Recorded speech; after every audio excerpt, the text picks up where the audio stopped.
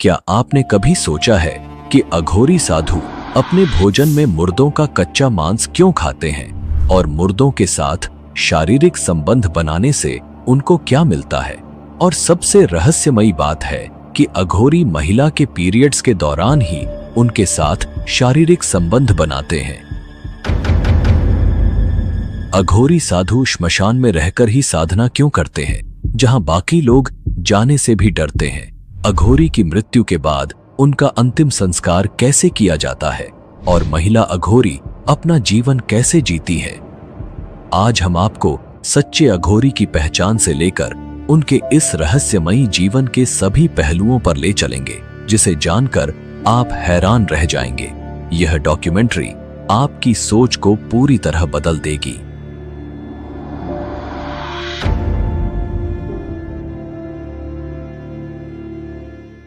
श्मशान की राख से ढके शरीर, हाथों में मानव खोपड़ी और जीवन और मृत्यु के बीच का गहरा संबंध। अघोरी साधु, जिनका जीवन सामान्य साधुओं से बिल्कुल अलग, भयावह और रहस्यमय होता है।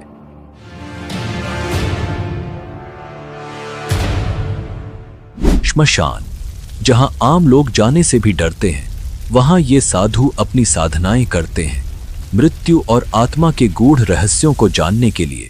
लेकिन क्या आप जानते हैं कि अघोरियों का जीवन सिर्फ साधना और ध्यान तक ही सीमित नहीं है? उनके अनुष्ठानों में शव भक्षण, तंत्र मंत्र और अजीबोगरीब शारीरिक क्रियाएं शामिल होती हैं, जो हमारी सोच से परे हैं। सदियों से इन साधुओं का जीवन, उनकी साधनाएं और उनकी चमत्कारी शक्तियों का रहस्य और भय से घिरी रही है। आज हम आपको अघोरी साधुओं की इस रहस्यमयी और गूढ़ दुनिया की गहराई तक लेकर चलेंगे, जहां जीवन और मृत्यु की सीमाएं धुंधली हो जाती हैं और मोक्ष प्राप्ति का मार्ग साधना की इस दुनिया में छिपा है।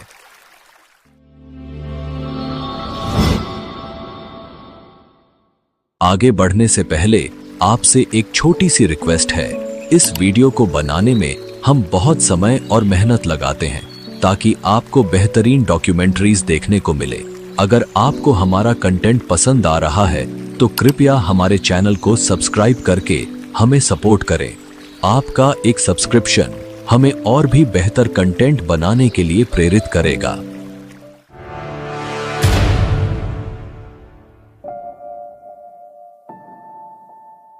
अघोरी साधु एक ऐसा नाम जो अपने आप में ही रहस्य और विचित्रता को समेटे हुए है। इनके जीवन का हर पहलू समाज की परंपराओं और नियमों से एकदम अलग और विपरीत होता है। श्मशान की राख से लिपटा हुआ शरीर, गले में हड्डियों की माला, हाथों में मानव खोपड़ी और उनकी आंखों में वो तेज जिसे देखकर कोई भी कांप उठे। और काले चोंगे में लिपटे ये साधु किसी रहस्यमयी दुनिया के प्रतीक प्रतीत होते हैं। अघोरी साधु अपने जीवन को साधारण मानव की धारणाओं से परे समझते हैं। जहां हम भोजन को पवित्र मानते हैं, वहीं अघोरी साधु शवों का मांस खाते हैं और मानव खोपड़ी, जिसे वे कपाल कहते हैं, उसमें भोजन करते हैं। यह उनके लिए कोई घृणास्पद कार्य नहीं है, बल्कि यह शिव के कपालधारी रूप का अनुसरण है। वे मानते हैं कि शिव का हर रूप पवित्र है, चाहे वह शव हो या मल, कुछ भी उनके लिए अपवित्र नहीं होता। ये अपने शरीर पर श्मशान की राख इसलिए लगाते हैं क्योंकि ये भगवान शिव का प्रतीक मानी जाती है। और इसके पीछे एक वैज्ञानिक पहलू भी है। राख में कैल्शियम, फास्फोरस और अन्य खनिज होते हैं जो त्वचा की बीमारियों से शरीर की सुरक्षा कर सकते हैं। उनके लिए माता काली और भगवान शिव का भैरव रूप ही उनके गुरु होते हैं। और जिस तरह भगवान शिव और माता काली मुंडों की माला पहनते हैं, अघोरी साधु भी मुर्दों की खोपड़ियों का हार पहनते हैं। अघोरी साधुओं का सबसे विवादास्पद पहलू है उनका यौन संबंधों को लेकर दृष्टिकोण। अघोरी साधु अन्य साधुओं की तरह ब्रह्मचर्य का पालन नहीं करते हैं। इनके अनुसार जीवन के हर पहलू को स्वीकार करना आवश्यक है, चाहे वह यौन संबंध हो या अन्य वर्जित कृत्य। जितना हम अघोरियों की रहस्यमयी दुनिया में गहराई से उतरते हैं, उतना ही हमें रहस्य और रोमांच का अनुभव होता है। राख से लिपटे हुए ये अघोरी साधु श्मशान घाट में मिले अधजले शवों का मांस खाते हैं तो कभी शव के साथ यौन संबंध बनाते हैं। और यह सब वहीं नहीं रुकता, वे मासिक धर्म के दौरान जीवित महिलाओं के साथ भी शारीरिक संबंध बनाते हैं। यह जानकर आपके मन में सवाल जरूर उठेगा, आखिर ये साधु कैसे हो सकते हैं? समाज में साधुओं का ब्रह्मचर्य का पालन करना अनिवार्य माना जाता है, और अघोरी न तो ब्रह्मचर्य का पालन करते हैं और न ही इनका खान पान साधु संतों जैसा होता है। मांस और मदिरा का भोग लगाने वाले ये अघोरी शिव के पुजारी होने का दावा फिर क्यों करते हैं? श्वेताश्वतरोप उपनिषद में भगवान शिव को अघोरनाथ कहा गया है, और अघोरी बाबा भी शिव के इसी रूप की उपासना करते हैं। बाबा भैरवनाथ भी इनके आराध्य माने जाते हैं। शव के साथ यौन संबंध बनाने और मांस खाने के पीछे भी इनका तर्क अघोर पंथ की ही तरह शाश्वत है। तो शव के साथ यौन संबंध क्यों? अघोरी इस प्रचलित धारणा को स्वीकार करते हैं कि शव के साथ शारीरिक संबंध बनाना शिव और शक्ति की उपासना का एक तरीका है। उनका मानना है कि यदि इस क्रिया के दौरान उनका मन ईश्वर की भक्ति में लगा रहे तो यह साधना का सबसे ऊंचा स्तर होता है। मासिक धर्म में महिलाओं के साथ संबंध बनाने के पीछे भी एक मान्यता है। अघोरी ब्रह्मचर्य का पालन नहीं करते क्योंकि ये अपनी शक्तियों को जागृत करने के लिए कुछ विशेष परीक्षाओं से गुजरते हैं। ऐसी महिलाओं के साथ जिनका मासिक धर्म चल रहा हो, शारीरिक संबंध बनाना उनके लिए शक्ति प्राप्त करने का तरीका है। उनका मानना है कि अगर इस दौरान वे भगवान शिव में लीन रह जाते हैं तो उन्हें विशेष शक्ति की प्राप्ति होती है। कहा जाता है कि जब अघोरी साधु ढोल मंजीरे और नगाड़ों के बीच शारीरिक संबंध बनाते हैं तब यह उनकी सबसे कठिन शक्ति परीक्षा होती है। अगर इस दौरान वे अपने ध्यान को शिव में स्थिर रख पाते हैं तो वे संपूर्ण रूप से अघोरी माने जाते हैं। यह उनके लिए एक प्रकार से ब्रह्मचर्य का पालन करने जैसा ही होता है, जहां शारीरिक क्रियाओं के बावजूद उनका ध्यान केवल भगवान शिव में केंद्रित रहता है। अघोरी साधु उन चीजों का प्रयोग करते हैं जिन्हें समाज अपवित्र या वर्जित मानता है।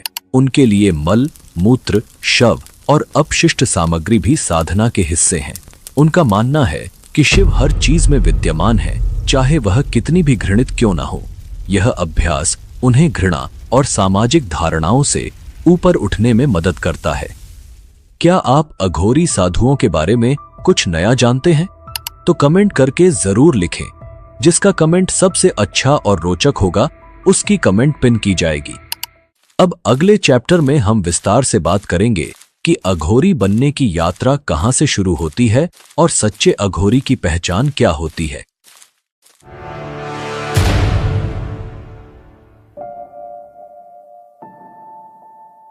तो आपके मन में यह सवाल जरूर उठ रहा होगा कि आखिर एक सामान्य इंसान कैसे अघोरी साधु बनता है? क्या ये सिर्फ साधना का रास्ता है या इसके पीछे कोई गहरा रहस्य छुपा है? आइए आज हम इस बारे में विस्तार से बात करते हैं। अघोरी साधु बनने की प्रक्रिया इतनी सरल नहीं है जितनी दिखती है। ये एक साधारण व्यक्ति की जीवन शैली से पूरी तरह अलग होती है।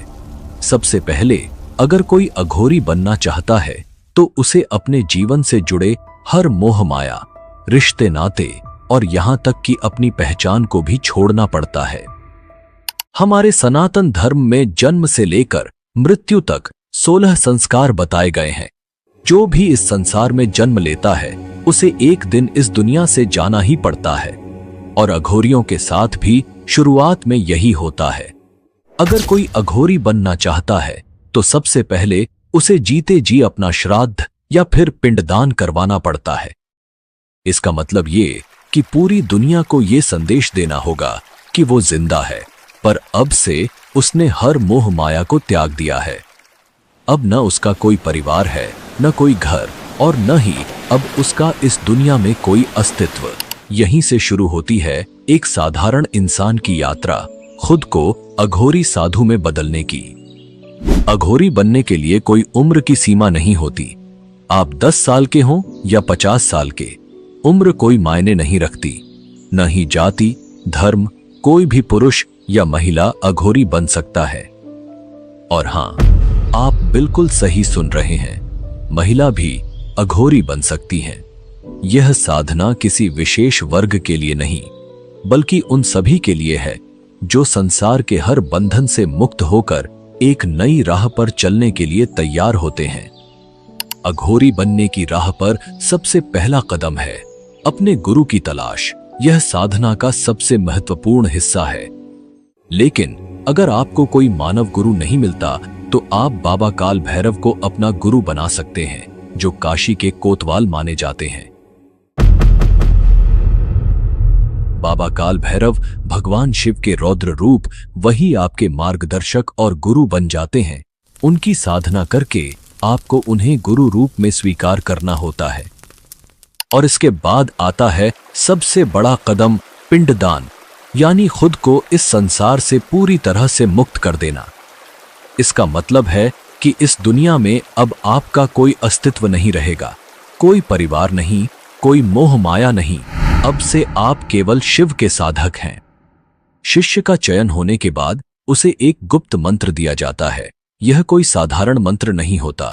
इस मंत्र को बिना एक भी दिन छोड़े लगातार 12 साल तक जपना पड़ता है। हाँ, 12 साल तक। जो शिष्य इस मंत्र साधना को पूरी तरह निभा पाता है, वही इस कठिन मार्ग पर आगे बढ़ने का हकदार बनता है। अघोरी 3 तरह की साधनाएं करते हैं: श्मशान साधना, शिव साधना और शव साधना। और खास बात यह है कि ये तीनों साधनाएं श्मशान घाट के भीतर ही की जाती हैं।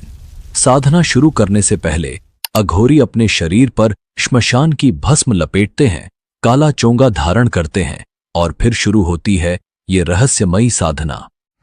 पहली है शव साधना। अघोरी तंत्र विद्या के धनी होते हैं और ये साधना रात के अंधेरे में की जाती है।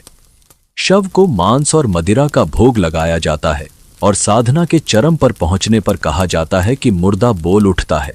ये साधना कामाख्या पीठ, त्र्यंबकेश्वर, उज्जैन और तारापीठ के श्मशानों में की जाती है, जहां केवल अघोरी ही उपस्थित हो सकते हैं। दूसरी साधना है शिव साधना।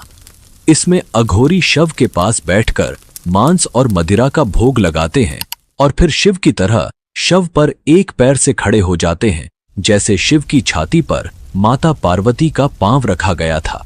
घंटों तक इस साधना के दौरान अघोरी अपनी शक्तियों को बढ़ाते हैं। तीसरी साधना है श्मशान साधना। ये साधना शव और शिव साधना से अलग होती है। इसमें अघोरी मृतक के परिवार को भी शामिल करते हैं। शव की जगह शव पीठ की पूजा की जाती है। प्रसाद के रूप में मांस और शराब की जगह दूध से बना मावा चढ़ाया जाता है। अब जानते हैं असली अघोरी साधु की पहचान कैसे करें। असली अघोरी साधु की पहचान करना इतना आसान नहीं होता। वे साधारण साधुओं की तरह दिख सकते हैं, लेकिन उनकी जीवन शैली और साधनाएं बहुत गहरी और रहस्यमयी होती हैं। अघोर विद्या के जानकार मानते हैं कि असली अघोरी कभी आम दुनिया में सक्रिय नहीं होते। अगर वे समाज में रहते भी हैं तो दिखावा नहीं करते। वे सिर्फ अपनी साधना में लीन रहते हैं। अगर कोई अघोरी आपसे पैसे मांगता है तो समझिए वह सच्चा अघोरी नहीं हो सकता, क्योंकि असली अघोरी कभी किसी से कुछ मांगते नहीं हैं। कलयुग में कोई भी राख लगाकर, काले कपड़े पहनकर और खोपड़ी लेकर अघोरी जैसा दिख सकता है, लेकिन असली पहचान उनके साधना में होती है। जहां पैसे का खेल हो, वहां से दूर रहना ही बेहतर है। पैसा इंसानों ने बनाया है, भगवान को इसकी जरूरत नहीं होती। अघोरियों के बारे में कहा जाता है कि वे बाहर से रूखे दिख सकते हैं, लेकिन भीतर उनके जन कल्याण की भावना छुपी होती है। अगर किसी पर उनकी कृपा हो जाए तो वे अपनी सिद्धियों का फल देने में भी पीछे नहीं हटते, और अगर कोई उन्हें पसंद आ जाए तो वे उसे अपनी तंत्र विद्या सिखाने को भी तैयार हो जाते हैं। लेकिन ध्यान रहे, उनका क्रोध बेहद प्रचंड होता है। मनोज ठक्कर, जिन्होंने अघोरी अ बायोग्राफिकल नॉवल लिखी है, बताते हैं कि अघोरी बेहद सरल स्वभाव के होते हैं और प्रकृति के साथ रहना पसंद करते हैं। वे किसी से कोई मांग नहीं करते, न ही वे किसी से पैसे लेते हैं। उनका जीवन हर किसी के कल्याण के लिए प्रार्थना करने में समर्पित होता है। अघोरी हर चीज को ईश्वर के अंश के रूप में देखते हैं। वह न तो किसी से नफरत करते हैं और न ही किसी चीज को अस्वीकार करते हैं। इसी कारण वे इंसानी और जानवरों के मांस में कोई भेदभाव नहीं करते। जानवरों की बलि उनकी पूजा पद्धति का एक महत्वपूर्ण हिस्सा है। और हां, वे गांजा पीते हैं, लेकिन नशे में भी उन्हें अपने बारे में पूरी तरह से होश रहता है। उनकी साधना और उनका जीवन हर पहलू में शिव से जुड़ा होता है। आपसे एक सवाल है, क्या आप कभी जीवन में ऐसे संत महात्मा या अघोरी साधु से मिले हैं जिसने आपको प्रभावित किया हो? तो अपने अनुभव और उस जगह का नाम कमेंट में लिखें। जिसका कमेंट सबसे अच्छा होगा, उन 5 लोगों की कमेंट अगली वीडियो में दिखाई जाएगी। अब जानते हैं कि अघोरी साधु का अंतिम संस्कार कैसे किया जाता है और उनके शव के साथ क्या होता है। अघोरियों का अंतिम संस्कार हिंदू धर्म की पारंपरिक विधियों से कुछ हद तक मेल खाता है, लेकिन इसमें कई अनूठी बातें भी शामिल होती हैं। जब कोई अघोरी मृत्यु को प्राप्त करता है तो उसका शरीर साधारण तरीकों से नहीं जलाया जाता। अधिकतर मामलों में अघोरी का अंतिम संस्कार श्मशान भूमि में गंगा या किसी पवित्र नदी के किनारे किया जाता है। मृत अघोरी के साथी उसके शव को या तो जला देते हैं, दफना देते हैं या उसे पवित्र नदी में प्रवाहित कर देते हैं।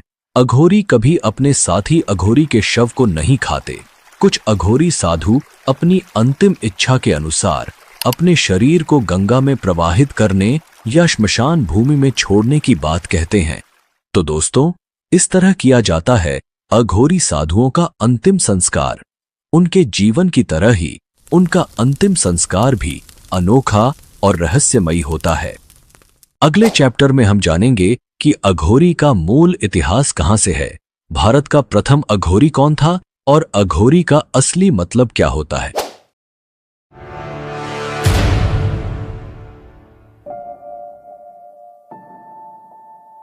संस्कृत में अघोरी का मतलब है उजाले की ओर जाने वाला।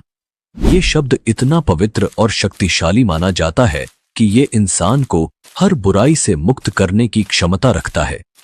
अघोरी साधुओं का इतिहास और उनकी उत्पत्ति एक ऐसा रहस्य है जो समय के साथ गहराई में डूबा हुआ है। इनका संबंध उन प्राचीन तांत्रिक परंपराओं से है जो सदियों से अपने आप में अद्वितीय और रहस्यमयी मानी जाती हैं। कहा जाता है कि 7वीं और 8वीं शताब्दी में अघोरी साधुओं की जड़ें कापालिक और कालामुख जैसे उग्र तांत्रिक संप्रदायों में समाई हुई हैं। यह वो साधु थे जो मानव खोपड़ी से भोजन करते थे और तांत्रिक अनुष्ठानों में मांस और मदिरा का भोग लगाना, शवों की पूजा करना और मानव की बलि देना। इन्हीं परंपराओं से अघोरी साधुओं की उत्पत्ति मानी जाती है, जिन्होंने जीवन और मृत्यु के भेद को मिटाने की साधना की शुरुआत की। अघोरी शिव के अद्वितीय भक्त होते हैं। ये साधु शिव के भैरव रूप की पूजा करते हैं और अपने जीवन को मोक्ष की प्राप्ति के लिए समर्पित कर देते हैं। अघोर साधना की ये यात्रा बेहद कठिन और रहस्यमयी मानी जाती है। अघोरी साधु मानते हैं कि हर आत्मा परम शिव है और जीवन के 8 महापाश काम, क्रोध, लालच, नशा, भय और घृणा से परे होते हैं। वे अंधकार से शुरू करते हैं, फिर प्रकाश की ओर बढ़ते हैं और अंत में आत्मबोध को प्राप्त करते हैं। और इस साधना में अवधूत भगवान दत्तात्रेय को अघोर पंथ का मार्गदर्शक माना जाता है। तो हमारे मन में प्रश्न उठता है कि अघोर पंथ के प्रणेता कौन थे। अघोर साधना की उत्पत्ति का श्रेय स्वयं भगवान शिव को दिया जाता है, परंतु अघोरी परंपरा के पहले महान संत जिन्हें हम जानते हैं वो थे बाबा कीनाराम। अघोरी परंपरा को संगठित रूप देने का श्रेय जाता है बाबा कीनाराम को, जो अघोरी साधुओं के आदिगुरु माने जाते हैं। कहते हैं बाबा कीनाराम का जन्म 1658 में उत्तर प्रदेश के रामगढ़ गांव में एक क्षत्रिय परिवार में हुआ था। उनका जन्म भाद्रपद के चंद्र महीने के कृष्ण पक्ष की चतुर्दशी के दिन हुआ था, जिसे शिव पूजा के लिए शुभ माना जाता है। वे दांतों के पूरे सेट के साथ पैदा हुए थे। जो एक दुर्लभ घटना और आध्यात्मिक शक्ति का संकेत है। 17वीं शताब्दी में जन्मे बाबा कीनाराम को एक चमत्कारी संत के रूप में देखा जाता है, जिनका जीवन असाधारण घटनाओं से भरा हुआ था। कहा जाता है कि जन्म के 3 दिन बाद तक वे न रोए, न ही उन्होंने अपनी मां का दूध पिया। 3 दिव्य साधु, जिन्हें ब्रह्मा, विष्णु और महेश का अवतार माना गया, उनके पास आए और उनके कान में कुछ मंत्र फूंक दिए। तभी उन्होंने पहली बार रोना शुरू किया और अपनी मां का दूध पिया। ये घटना उनके दिव्य जीवन की शुरुआत मानी जाती है। बाबा कीनाराम का जीवन असाधारण था। कहते हैं वो 150 साल तक जीवित रहे और अघोर पंथ को मजबूत किया। बाबा कीनाराम, जिनमें कम उम्र से ही आध्यात्मिक झुकाव के गहरे लक्षण दिखाई दिए, मात्र 11 साल की उम्र में गुरु की तलाश में अपना घर छोड़कर निकल पड़े। अपनी खोज के दौरान बाबा कीनाराम भगवान दत्तात्रेय के शिष्य बाबा कालूराम से मिले, जिन्होंने उन्हें अघोर मार्ग में दीक्षित किया। बाबा कालूराम ने उन्हें अघोर शास्त्र के गहरे और रहस्यमयी सिद्धांतों से परिचित कराया। बाबा कीनाराम को जल्द ही इस साधना की गहराइयों का बोध हुआ और वे एक कुशल अघोरी साधक बन गए। बाबा कीनाराम की साधना तब और विशेष हो गई जब उन्हें अघोर साधना की देवी हिंगलाज माता का आशीर्वाद प्राप्त हुआ। बलूचिस्तान की एक गुफा में देवी हिंगलाज उनके सामने प्रकट हुई और बाबा कीनाराम को एक दिव्य मंत्र और एक खोपड़ी भेंट की।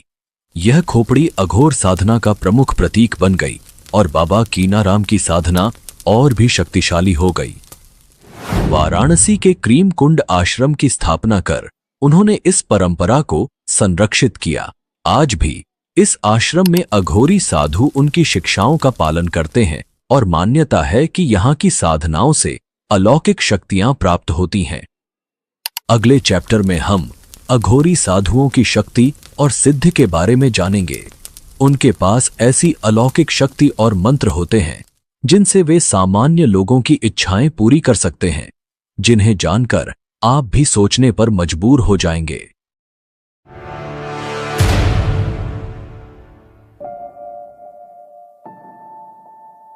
अघोरी साधुओं की साधनाएं और तंत्र मंत्र उन्हें कई प्रकार की अलौकिक शक्तियां प्रदान करती हैं। ये शक्तियां, जिन्हें सिद्धियां कहा जाता है, अघोरी साधुओं को अद्वितीय बनाती हैं।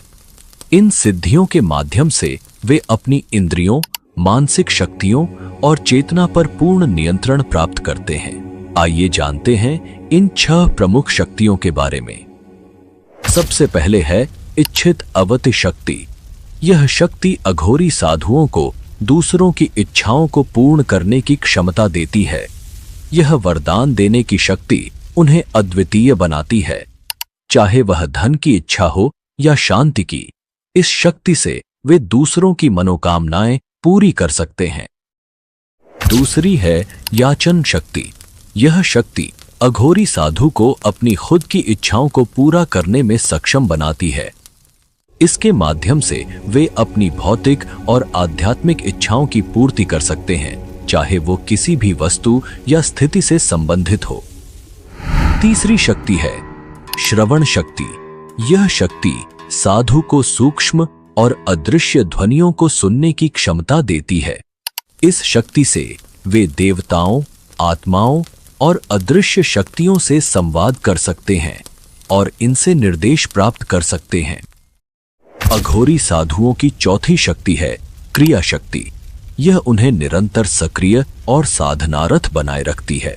इस शक्ति से साधक शारीरिक और मानसिक रूप से तंत्र क्रियाओं में लीन रहते हैं और बिना थके अपनी साधनाओं को पूरा कर सकते हैं। पांचवी शक्ति है प्रवेश अवति शक्ति। यह शक्ति अघोरी साधु को त्रिकालदर्शी बना देती है, जिससे वे भूत, वर्तमान और भविष्य की घटनाओं को देख सकते हैं। यह उन्हें दिव्य ज्ञान और भविष्यवाणी करने की क्षमता प्रदान करती है। अंत में स्वाम्यर्थ शक्ति। यह शक्ति अघोरी साधु को अपने मन, शरीर और इंद्रियों पर पूर्ण नियंत्रण देती है। इस शक्ति से वे अपने मन को किसी भी स्थिति में स्थिर रख सकते हैं और सभी प्रकार की इच्छाओं पर विजय प्राप्त कर सकते हैं। ये 6 शक्तियां अघोरी साधुओं को साधारण मानव से परे ले जाती हैं और इन्हीं शक्तियों के माध्यम से वे जीवन और मृत्यु के भेद से ऊपर उठ जाते हैं।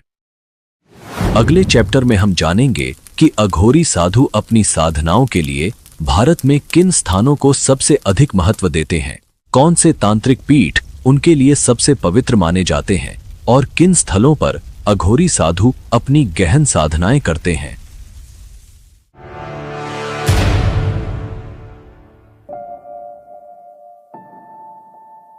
बनारस का मणिकर्णिका घाट, जिसे महाश्मशान कहा जाता है, यहां दिन रात अंतिम संस्कार का सिलसिला चलता रहता है। मणिकर्णिका घाट को अघोरियों का विशेष स्थान माना जाता है। इसके पीछे प्रमुख कारण है बाबा विश्वनाथ का मंदिर और गंगा के 84 घाट, जहां अघोरी तांत्रिक गुप्त साधनाएं करते हैं। यह घाट सदियों से तंत्र साधनाओं का प्रमुख केंद्र रहा है। लेकिन बनारस के अलावा भारत और अन्य स्थानों पर भी अघोरी साधना के कई प्रमुख स्थल हैं। आइए जानते हैं उन कुछ प्रसिद्ध स्थानों के बारे में जहां अघोरी तंत्र साधना की गहरी जड़ें हैं। सबसे पहले बात करते हैं तारापीठ की। पश्चिम बंगाल में स्थित यह स्थान तांत्रिक साधनाओं के लिए प्रसिद्ध है। तारापीठ को तंत्र साधना के सबसे प्रमुख केंद्रों में से एक माना जाता है।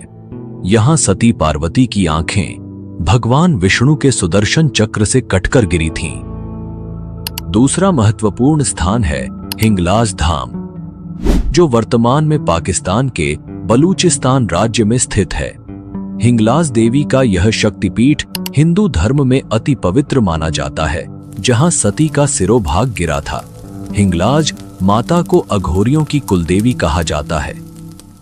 असम का कामाख्या देवी मंदिर भारत के प्रमुख शक्तिपीठों में से एक है। यह स्थान तंत्र साधना के लिए प्रसिद्ध है, जहां देवी सती का अंग गिरा था। यहां अघोरी तांत्रिक गुप्त सिद्धियां प्राप्त करने के लिए साधना करते हैं। यह स्थल अघोरियों के लिए अत्यधिक महत्व रखता है। इसके अलावा भारत में अघोरी साधनाओं के कई प्रमुख केंद्र हैं, जैसे चित्रकूट, जगन्नाथपुरी, कालीमठ और कोलकाता का काली मंदिर। नेपाल के काठमांडू में अघोर कुटी और त्र्यंबकेश्वर ज्योतिर्लिंग भी अघोरी साधकों के लिए बेहद महत्वपूर्ण स्थान माने जाते हैं। क्या आपके गांव या शहर में ऐसा कोई स्थान है जहां तांत्रिक साधना की जाती हो? अगर हां, तो कमेंट करके जरूर बताएं ताकि दूसरे लोग भी इसके बारे में जान सकें। अगले अध्याय में हम जानेंगे कि अघोरी बाबा और नागा साधु के बीच क्या अंतर होता है। दोनों की साधनाएं और जीवन शैली भले ही अलग हों, लेकिन उनके बीच के अंतर को समझना बेहद दिलचस्प है।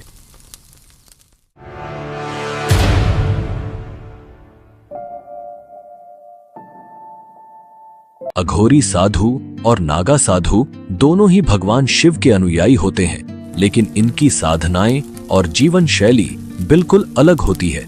आइए जानते हैं कैसे। पहली बात करते हैं गुरु की।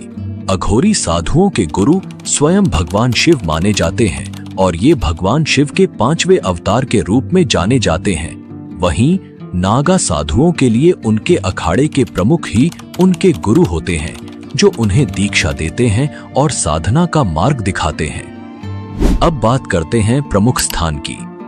अघोरी साधु ज्यादातर श्मशान घाटों पर साधना करते हैं, जबकि नागा साधु हिमालय, काशी, गुजरात और उत्तराखंड की गुफाओं में रहते हैं। उनकी जगहें गुप्त होती हैं और वे अपनी साधनाओं के लिए एक गुफा से दूसरी गुफा में जाते रहते हैं। साधना स्थल पर भी बड़ा अंतर होता है।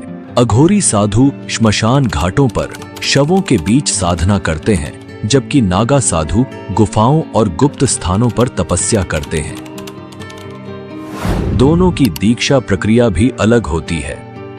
अघोरी साधु बनने के लिए साधक को कई साल श्मशान में कठिन साधनाएं करनी होती हैं, जबकि नागा साधु बनने के लिए अखाड़े में दीक्षा लेनी पड़ती है और करीब 12 साल की कठिन साधना करनी होती है। अब बात करते हैं भोजन की। अघोरी साधु केवल मांसाहारी होते हैं और वे शवों का मांस भी खाते हैं। वहीं नागा साधु मांसाहारी और शाकाहारी दोनों हो सकते हैं, लेकिन कुछ नागा साधु शाकाहार का पालन भी करते हैं। वस्त्र की बात करें तो अघोरी साधु अपने शरीर को जानवरों की खाल से ढकते हैं, जबकि नागा साधु वस्त्र के बिना नंगे रहते हैं। यह भी उनकी साधना का एक हिस्सा होता है। ब्रह्मचर्य के पालन में भी अंतर है। नागा साधु ब्रह्मचर्य का कड़ाई से पालन करते हैं, जबकि अघोरी साधु शवों के साथ शारीरिक संबंध भी बनाते हैं। यह उनके तंत्र साधना का हिस्सा होता है और वे इसे शिव और शक्ति की उपासना का तरीका मानते हैं। आध्यात्मिक दृष्टि से अघोरी साधु जीवन और मृत्यु के भेद को मिटाकर मोक्ष प्राप्त करना चाहते हैं। वहीं नागा साधु धर्म और समाज की रक्षा के लिए अपनी तपस्या करते हैं। धार्मिक अनुष्ठान भी अलग होते हैं। अघोरी साधु तंत्र मंत्र, शव साधना और श्मशान साधना करते हैं, जबकि नागा साधु अग्नि यज्ञ और ध्यान के माध्यम से अपनी साधना को पूरा करते हैं। अंत में धार्मिक स्थान की बात करें तो अघोरी साधु शिव के उग्र रूप भैरव और शक्ति की साधना करते हैं। वहीं नागा साधु भगवान शिव के शांत और ध्यानमग्न रूप की पूजा करते हैं। इन सभी अंतर के बावजूद दोनों ही साधु अपने अपने मार्ग पर भगवान शिव की भक्ति करते हैं और उनकी साधनाएं हिंदू धर्म में एक विशेष स्थान रखती है। तो दोस्तों, ये थी अघोरी साधुओं की रहस्यमयी दुनिया। अब आपको अघोरी साधुओं के बारे में क्या लगता है? उनके जीवन और साधनाओं पर आपका क्या पक्ष है? हमें कमेंट में जरूर लिखें। हम आपकी हर एक कमेंट पढ़ते हैं। और एक बात दोस्तों, अगली डॉक्यूमेंट्री आप किस विषय पर देखना चाहते हैं, ये भी बताना न भूलें। तब तक के लिए धन्यवाद। जय हिंद, जय भारत।